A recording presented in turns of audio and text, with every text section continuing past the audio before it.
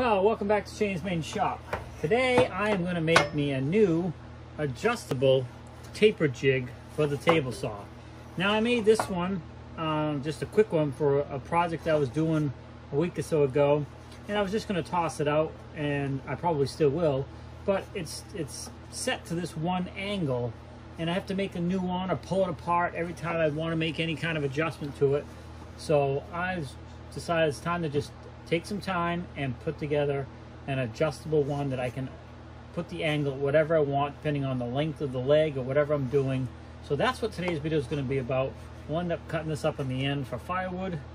The first thing I'm going to do is I got this piece of 3/4 inch plywood. Now this is a 5-layer laminate with also 2 layers on the outside for a finished look, which is fine. I don't care about the finished look, but what I wanted was something that wasn't going to warp or bow, and I can slide it right in the table saw slot here, and you can see it slides no problem. So it's pretty straight, which is good. I laid it down flat and checked it out.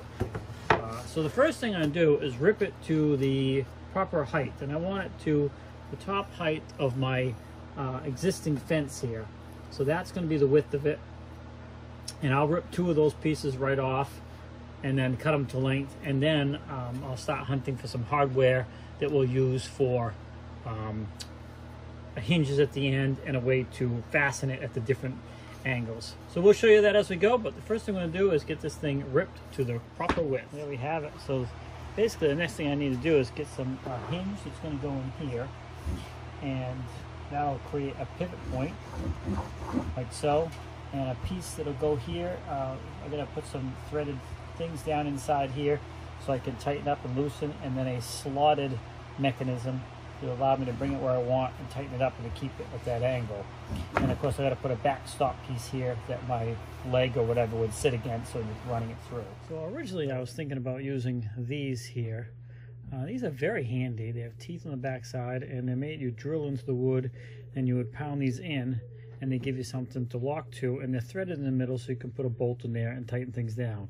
But if I mount these on top, first of all, they're a little bit wider than what I'd want for this piece of wood, and if I screw down to tighten up, there's no strength. They'd have to be on the back side so they're pulling up tight. If I put them on this side, it could just pull out of the wood. So then I come across these, which I knew I had. They're a little bit bigger than I'd want, but these will work super. So it's got a screw thread here, and then a bolt style thread on this side. So you get this down into the wood, locks in place, and then you can use this to tighten it down, your pivot point for this particular purpose. So I think this one I'm going to go with. I'll get it together here, and I got to find hinges or a hinge still too. So, but yeah, I think this is going to be the better option. It's definitely going to be more rugged with these than with this, but these are super handy. I got a hinge here, and what I think I'm going to do is I put a line where it's going to sit. I think I'm actually going to countersink that hinge down in there, so when these 2 boards are together, it sits flush and tight. There's not a space between. Like if I were to bolt this to each board and put it like this, of course, there's going to be a gap between them, which, you know, I guess is fine. It's still function-wise going to work the same, but then you're going to have that gap. So if I countersink that in there, it's going to look a little bit better. So I think I'm going to break the router out and set the depth and try to carve this out and clean all this up. Now I'm going to go ahead and use a chisel to clean it up and get the corners nice and sharp and clean as I can. You're never going to see this anyways, but I want to get it as neat as I can so it fits in there nice and snug. All right, so it's not fastened in or anything, but now you can see what I'm talking about. I got the hinge in there, and there's no gap on the top now. So that's what I was looking to do. So that hinge will be recessed down in there like that. And just give it a nicer finish. So I got my 6 screws here. What I'm going to do is pre-drill all the holes for the screws, get the hinge attached, and then I did find this bracket here. I'm going to cut this off, and I can use this for my slide on top. I'm going to make sure it works first, but I don't see any reason why I can't use that as my slide groove, and I'll clean this thing all up and paint it. Yeah, I got all my holes. I put the hinge in position. I use the little pick here to mark the center point, then removed the hinge and drilled all the holes in both sides. So they're all pre-drilled. Now it's time to go ahead and put the hinge on. Get that hinge in place. Part's working perfectly fine. All screwed in. So now we got to move on to the other parts, which will be this, which will be on top here, will allow it to swivel out to quite a taper, really, probably as far as there would be realistic. You know, I could actually cut this further on if I wanted to go further, but I think that's a pretty good taper. I might actually leave this whole thing attached in case I want to go further with it. And I'm comparing it to one I made, the temporary.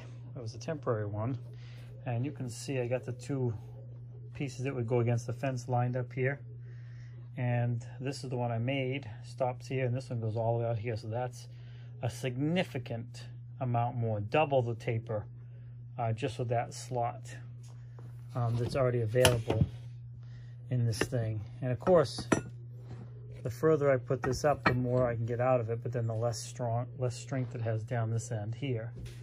So we'll have to figure out. I'll probably put it like somewhere right in that area there will probably be realistic. So I kind of laid this on here where I want to put it. Made a couple marks. I'm going to get this, find the center, and pre-drill this here to get ready to accept these down inside there. All right, so I got the holes pre-drilled right there, and I'm getting ready to put these in. And the best way to put these in is to put two nuts on this side, lock them together, and then use that to screw those down into your work. Get it started, and I'll put a wrench on that, get these locked together good and tight, and then screw that down into the wood, and then do the same thing on the other side. Then I'll remove the nuts because I'll be using the wing nuts, so it's easy to adjust this swivel. So yeah, so that's what I'm gonna do next. Get these sunk down in there. And I drilled, pre-drilled the whole length of this because I didn't want it to split out the plywood. These are pretty thick, so I know I have plenty of depth to get that down as far as I want, and then we'll be good to go as far as that. And then all I gotta do. Okay, we're getting very close to completion here. You can see we have that. There we go. You can see the whole thing here, and then I can just put this wherever I want when I get decide what I'm going to do. Tighten these down, and that ain't going to move anywhere. This should be taller than the fence, so I can extend this even more if I want to continue this groove, although I can't imagine you want to make too many cuts at that kind of an angle.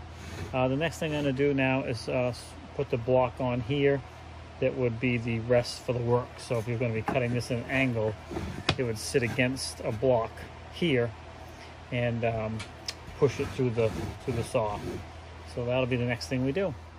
Okay, for the block on the back, I'm just going to have a couple pieces of plywood that will get screwed in through here. I am going to glue and staple these together. I'm going to keep the staples and the screws short, so because this will end up running through the saw. I won't glue it to this, because if this gets chopped up too much from being cut, I can unscrew it, remove it, and put a new one on.